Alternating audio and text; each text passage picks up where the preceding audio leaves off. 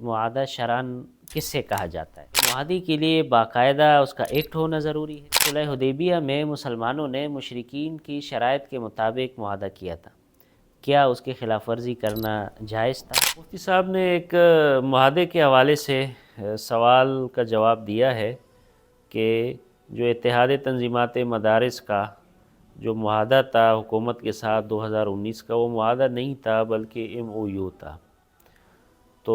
اس حوالے سے بھی چونکہ مفتی صاحب نے بڑی تفصیلی بات کی ہے کہ اس حوالے سے یہ تھا کہ اس کے گویا کہ اس پہ عمل درآمد کرنا ضروری نہیں تھا، وہ معاہدہ نہیں تھا، تو اس لیے اس کو معاہدہ کہنا بھی صحیح نہیں۔ مفتی صاحب سے اس حوالے سے میرے چند سوالات ہیں، اگر اس پہ غور فرما لے، مناسب سمجھے، جواب بھی دے دے تو بہت ہی بہتر ہوگا۔ ان میں سب سے پہلا یہ سوال ہے کہ معاہدہ شرعاً کس سے کہا جاتا ہے، اور دوسرا سوال یہ ہے کہ جو عوام الناس کا آپس میں جو نجی معاہدات ہوتے ہیں جو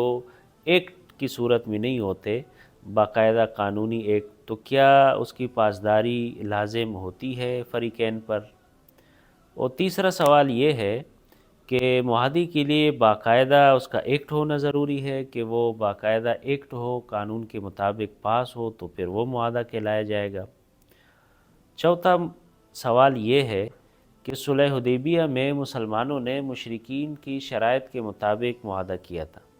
کیا اس کی خلاف ورزی کرنا جائز تھا؟ پانچواں سوال یہ ہے کہ کسی بھی خلاف ورزی کے اندیشے کی بنا پر معاہدے کو توڑنا، معاہدے کی خلاف ورزی جائز ہے؟ اور آخری اور چھٹا سوال یہ ہے کہ اگر کسی بھی یادداشت یعنی MOU کا عنوان معاہدہ رکھ دیا جائے اور اس معاہدے میں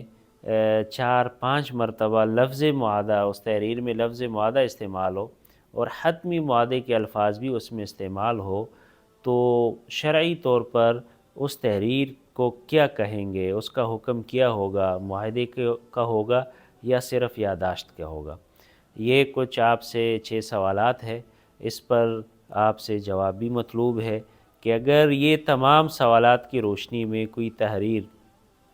پھر بھی وہ MOU یا یادداشت کا اس کا حکم شرعاً بنتا ہے، اگر آپ دلائل کی روشنی میں اس پہ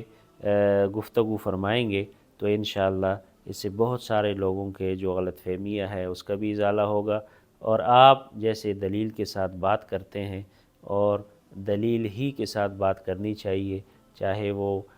شرعی حکم کے حوالے سے ہو یا کوئی بھی کسی کے حوالے سے ہو، تحقیقی بات ہو، تو امید ہے انشاءاللہ آپ اس پر بھی ایک تحقیقی بات فرمائیں گے، تاکہ لوگوں کے ذہنوں میں معاہدے اور MOU کے حوالے سے اگر کوئی بھی غلط فہمی ہے وہ انشاءاللہ دور ہو جائے گی۔